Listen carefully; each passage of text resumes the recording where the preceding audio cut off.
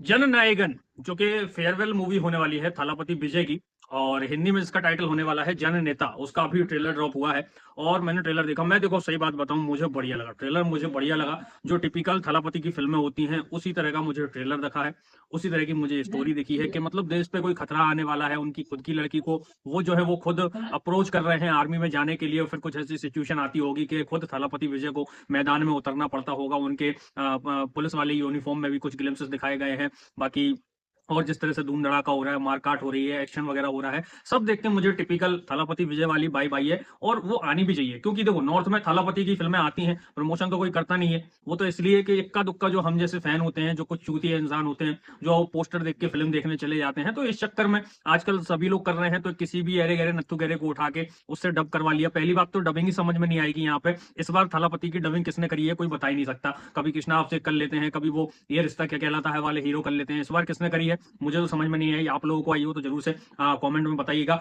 साथ ही साथ बॉबी देओल की, मतलब बॉबी देओल हिंदी से आते हैं, नॉर्थ से आते हैं, उनकी भी मुझे ऐसा लग रहा है किसी और ने डबिंग करी है। भाई इसकी क्या जरूरत थी। तो ये होता है थालापति की फिल्मों में। आप थालापति की फिल्मों से ज्यादा उम्मीद नहीं लगा सकते कि उनकी फेयरवेल कहने की फेयरवेल फिल्म है। भाई अब वो पॉलिटिक्स में जा चुके हैं, जिस तरह से रजनी सर पॉलिटिक्स में गए, जिस तरह से कमल हसन साहब पॉलिटिक्स में गए। लेकिन ऐसा नहीं है कि उन्होंने फिल्में करना छोड़ दिया।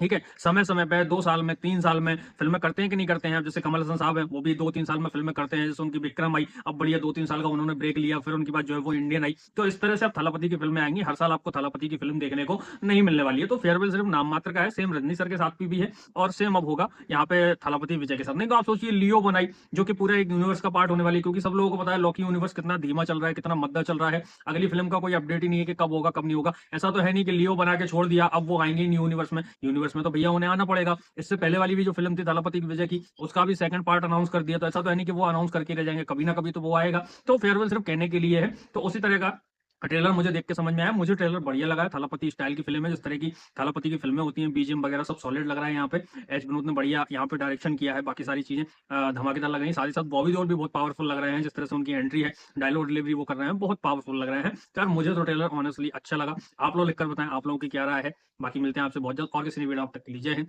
वंदे मातरम।